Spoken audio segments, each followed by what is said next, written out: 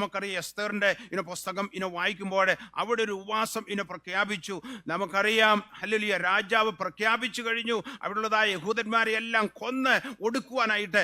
എന്നാൽ ഒരു മൊർദെഖായിയും ഒരു എസ്തേറും ഉപവസിക്കുവാൻ തുടങ്ങി. ഹല്ലേലൂയ.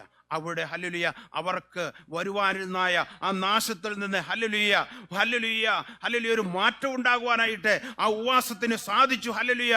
ഉപവാസം എന്ന് പറയുന്നത് ഹല്ലേലൂയ വരുവാനിരിക്കുന്നതായ ചില കാര്യങ്ങളെ മാറ്റുവാനായിട്ട് ശക്തിയുള്ളതാണ് ഉപവാസം. എത്ര പേര് വിശ്വസിക്കുന്നു? കരങ്ങളെത്തി ഒന്ന് കർത്താവിനെ സ്തോത്രം ചെയ്യട്ടെ. ഹല്ലേലൂയ.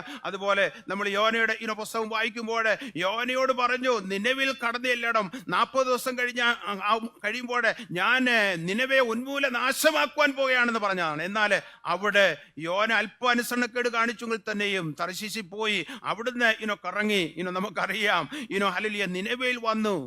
വലിയ നീണ്ട പ്രസംഗമൊന്നും പ്രസംഗിച്ചില്ല. എന്നാൽ അവിടെ രാജാവ് മുതൽ പ്രജകളെ ഒന്നിച്ചൊരു ഉപവാസം പ്രഖ്യാപിച്ചു. ഹല്ലേലൂയ.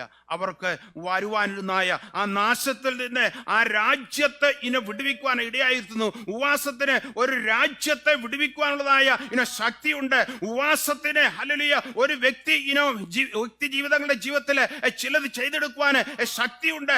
കുടുംബങ്ങളെ വിടുവിക്കുവാനായിട്ട് ഉപവാസത്തിന് ശക്തിയുണ്ട്. നമുക്ക് ഒന്നിച്ച് ചില അത്ഭുതങ്ങളെ ഈ ദിവസങ്ങളിൽ കാണണം. കർത്താവ് അതിനിടയാകട്ടെ എന്ന് ഞാൻ പ്രാർത്ഥിക്കുന്നു. അതുകൊണ്ട് എല്ലാവരുടെയും സഹകരണം ഇതിനകത്ത് നമുക്ക് ആവശ്യമുണ്ട്. ഐക്യതയാണ് ഹല്ലേലൂയ പ്രാർത്ഥന ഹല്ലേലൂയ പ്രാർത്ഥനയിൽ ഉണ്ടായിരിക്കേണ്ടത് ഒരു കാര്യം, ഉപവാസത്തിൽ ഉണ്ടായിരിക്കേണ്ടതായ ഒരു കാര്യം ഹല്ലേലൂയ ഐക്യതയാണ്. ഐക്യതയോടെ ദൈവജനങ്ങളെ ഒന്നിച്ച് നമ്മുടെ ഇൻഡിഫറൻസസ് ഒക്കെ മറന്ന് ഹല്ലേലൂയ നമ്മുടെ ബാക്ക്ഗ്രൗണ്ട് ഒക്കെ വ്യത്യാസങ്ങളാണ്, നമ്മുടെ ഭാഷയ്ക്കലും വ്യത്യാസം കാണും, നമ്മുടെ കളറിന് വ്യത്യാസം കാണും, ജനിച്ച കുടുംബം വ്യത്യസ്തമാണ്. ഹല്ലേലൂയ പല വ്യത്യാസങ്ങളും കാണും. ഹല്ലേലൂയ പല ചിന്തകൾക്കും ഐഡിയാസ് ഒക്കെ വ്യത്യസ്തമായിരിക്കും. എന്നാൽ അതെല്ലാം ഉപവാസ പ്രാർത്ഥനയിൽ വരുമ്പോൾ ഒന്ന് മാറ്റി വെച്ചതിന് ശേഷം ഞങ്ങൾ ഒന്നാണ് എന്ന് പറഞ്ഞ് ഉപവസിക്കുകയും പ്രാർത്ഥിക്കുകയും ചെയ്യുന്നതായ ദൈവജനത്തിന് വേണ്ടി കർത്താവ് ഈ ദിവസങ്ങളിൽ പ്രവർത്തിക്കും. ഞാൻ ഒരു ഇൻട്രൊഡക്ഷൻ പറഞ്ഞത് മാത്രമേ ഉള്ളൂ.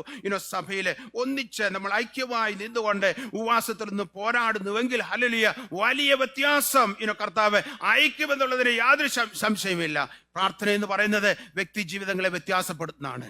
പ്രാർത്ഥന എന്ന് പറയുന്നത് രാജ്യങ്ങളെ വ്യത്യാസപ്പെടുത്തുന്നതാണ്. പ്രാർത്ഥന എന്ന് പറയുന്നത് കുടുംബങ്ങളെ വ്യത്യാസപ്പെടുത്തുന്നതാണ്. പ്രാർത്ഥന എന്ന് പറയുന്നത് എന്നെയും നിന്നെയും വ്യത്യാസപ്പെടുത്തുന്നതാണ്. ഈ പ്രാർത്ഥന കഴിയുമ്പോൾ നമുക്കും ചില വ്യത്യാസങ്ങൾ ഉണ്ടാകുവാനായിട്ട് പോകുകയാണെന്ന് ഞാൻ വിശ്വസിക്കുന്നു. ഒരു ദൈവ പൈതലിന് ഹല്ലേലൂയ ജീവിതത്തിലെ വിജയം കൈവരിക്കുവാനായിട്ട് കർത്താവ് തന്നിരിക്കുന്നതായ ഏറ്റവും ശക്തമായ ഒരായുധം എന്തെന്ന് ചോദിച്ചു കഴിഞ്ഞാൽ പ്രാർത്ഥന എന്ന് പറയുന്ന ആയുധമാണ്.